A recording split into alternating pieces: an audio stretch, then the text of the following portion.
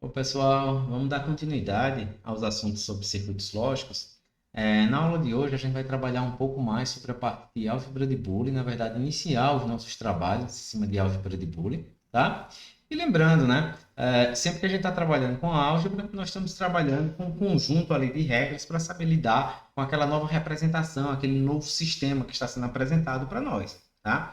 E para isso, vamos começar trabalhando em cima de algumas identidades lógicas, tá? Básicas. Acho que o primeiro ponto é a gente observar e entender cada uma dessas identidades, tá? São coisas simples, pelo próprio nome, lógico. Vocês já imaginam que é algo simples de fato, tá?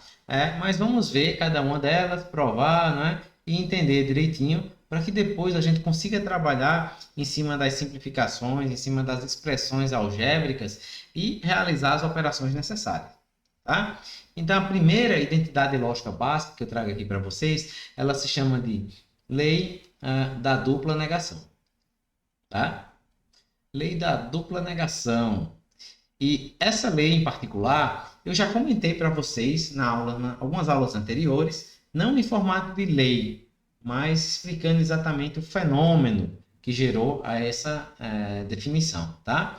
Então, a lei da dupla negação, o que é que ela é, basicamente, tá? Ela diz que a expressão A barra barra é igual a algo bem simples, não é verdade? Então, se eu inverter duas vezes, eu volto para o valor que eu já estava, né? Em termos de diagrama lógico, isso aqui seria exatamente aquele contexto que eu expliquei para vocês, inclusive mostrando a simplificação, né? Que a gente pode fazer nesse sentido. Então, veja, se eu tenho aqui um sinal A, aqui eu teria um sinal A barra, e aqui eu teria o sinal A barra barra, que vai ser exatamente igual a A, tá? Então, é uma coisa simples, equivale basicamente a um fio, não é? Se cancela, né? Um inversor com o outro. E a primeira lei aí que a gente vai estar trabalhando na parte de simplificação algébrica, tá? Então, de uma forma geral, duas negações em sequência se anulam. É isso que a lei especifica. Então, veja, a segunda lei que eu trago aqui para vocês, tá? Na verdade, são duas leis, tá? São as leis da idempotência. Então, idempotência. E apesar do nome, são leis muito simples, tá? Que dizem basicamente, a gente sempre tem um critério de dualidade na parte binária. Eu falei para vocês, né? A gente tem 0 e 1. Um. Então, tem um ou outro, né? Verdadeiro ou falso, né? Nível baixo ou alto, tá? E a gente tem AND ou OR. São as operações aí que a gente está trabalhando, tá? O princípio da dualidade. Então, ó, nesse caso da lei da idempotência, a gente tem que A AND A é igual a A, no caso da AND, e que A ou A é igual a A, tá? Vocês podem me perguntar, como é que eu provo isso? Ora, de forma muito simples, basta que eu imagine um diagrama lógico, em que eu tenho, por exemplo, aqui uma porta AND, eu tenho duas entradas em A, e aqui eu tenho o meu S. Se vocês observarem, quando eu tenho duas entradas ligadas no mesmo ponto, isso equivale a eu ter um curto-circuito, não é verdade? E aí, ó, se eu observo aqui agora a tabela verdade geral aí da minha AND, né? Como vocês sabem, eu só vou ter um sinal verdadeiro quando ambas as entradas forem verdadeiras. Nesse caso, ó, se o A for 0, você está passando 0 e 0, logo, saída é 0. Se o A é 1, você está passando 1 e 1 nas duas entradas e a saída é 1. Esses dois casos aqui, ó, eles nem acontecem, né? Porque eu estou considerando que as duas entradas da minha AND estão ligadas em A, tá? Então, se for 0, se A for 0, saída é 0. Se A for 1, saída é 1. Logo, A AND A é igual a A. É fácil? Bem simples, né?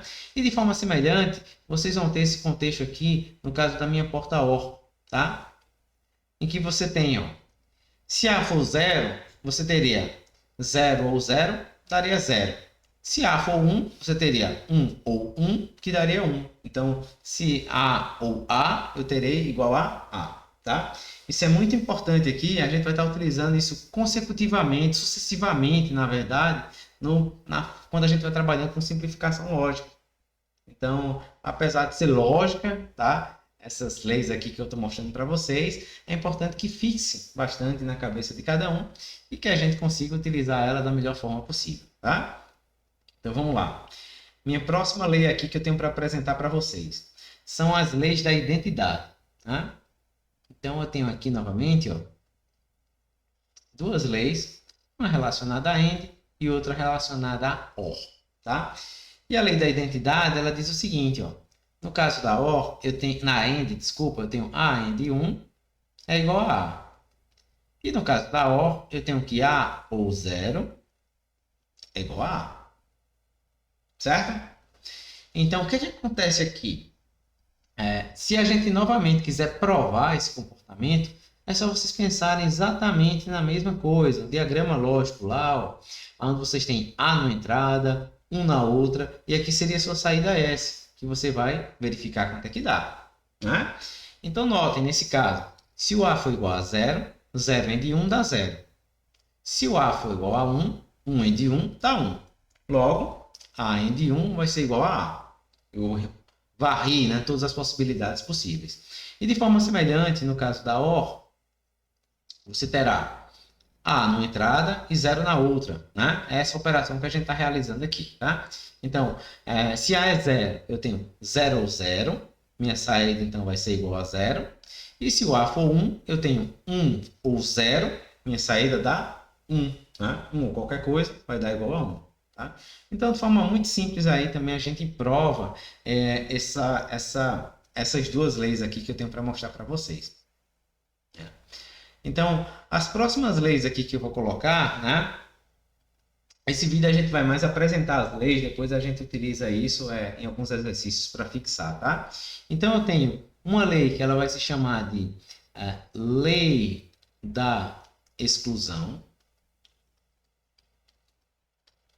Né?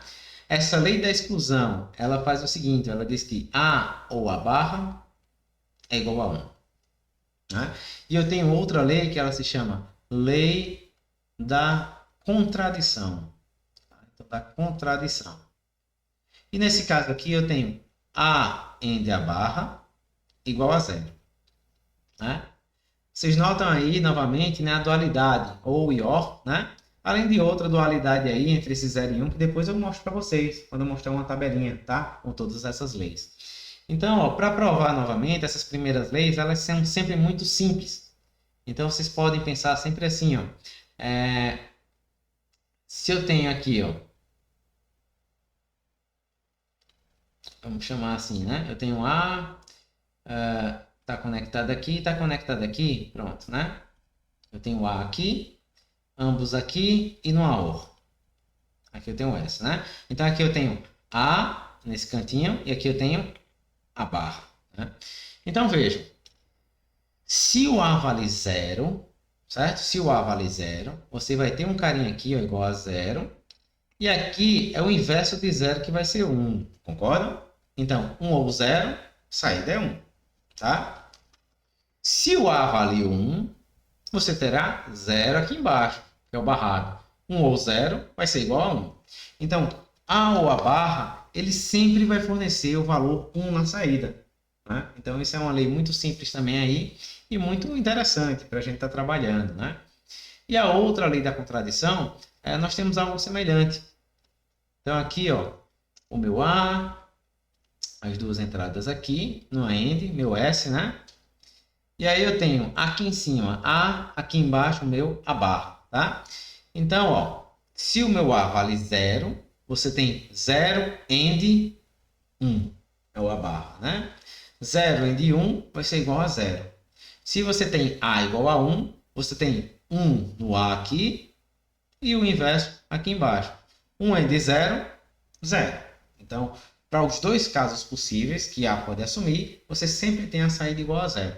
Tá? Então, novamente, nada de muita surpresa, né? Mas são coisas que a gente tem que ter na cabeça na hora que estiver aplicando isso na álgebra de Boole, tá?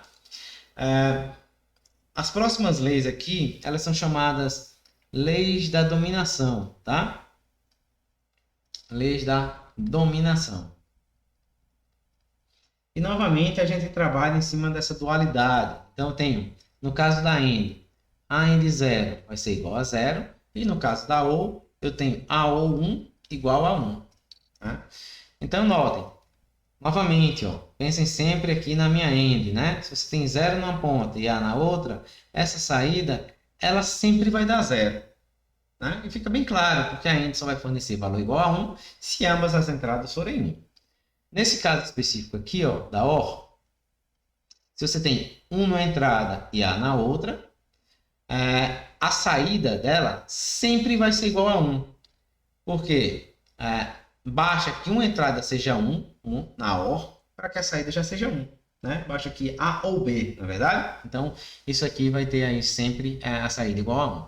A gente chama esses termos aqui, tá, pessoal? Também, esses dois carinhas aqui, ó.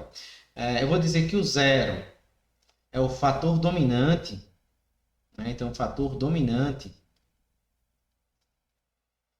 da minha AND.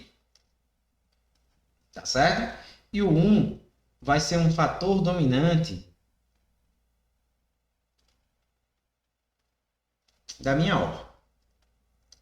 E por que é fator dominante? Ele domina as demais entradas. Então, basta que, de fato, ó, se uma entrada na minha OR for igual a 0, eu já sei que minha saída é 0. Isso é válido para uma AND, né? Para uma AND. Isso é válido para uma AND de 2 entradas, de 3, de 4, de 5, de 6 entradas, não importa. Basta que uma das entradas seja igual a 0, a saída eu já admito imediatamente igual a 0. Porque a AND só fornece valor igual a 1 na saída se todas as entradas forem iguais a 1. Né? E no caso da OR, isso também é verdade. O fator dominante aqui é 1. Então, se uma das entradas na OR for igual a 1, minha saída já é 1, independente das outras entradas. Tá? Então, ela domina as demais entradas e a gente utiliza bastante isso no caso da simplificação, tá? Ou análise combinacional do meu circuito. Legal? Eu acho que isso aqui é bem legal aí, bem interessante para a gente trabalhar, tá?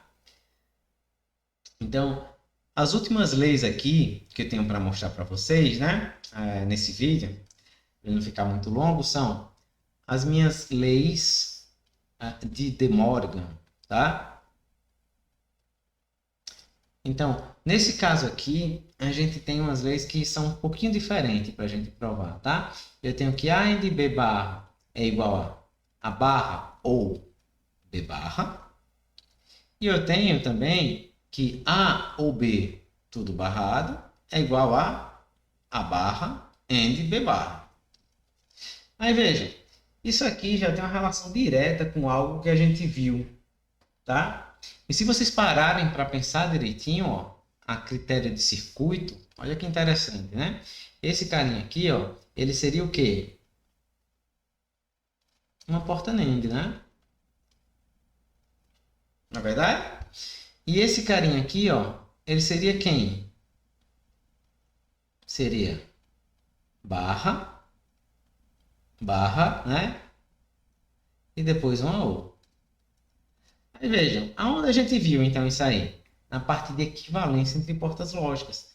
Né? A gente até viu dessa forma, não foi? A gente colocou lá ó, o inversor nesse formato aqui e vimos que isso aqui ó, era equivalente.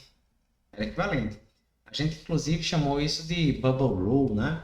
Bubble Pushing Rule. Eu mostrei para vocês em vídeos anteriores. Tá? Esse é o primeiro ponto, então essa é a primeira lei de De Morgan. E a segunda aqui, ó, novamente, ela bate exatamente com o que vimos anteriormente, tá? Então aqui eu tenho A e B, isso aqui é equivalente, né? Novamente, ó, A, B e S, certo? Então, para não estender muito nesse vídeo, eu vou mostrar no próximo vídeo como a gente pode comprovar essa parte de De Morgan, essa equivalência, tá? Do ponto de vista de tabela verdade, para mostrar que ambas as funções são equivalentes, tudo bem?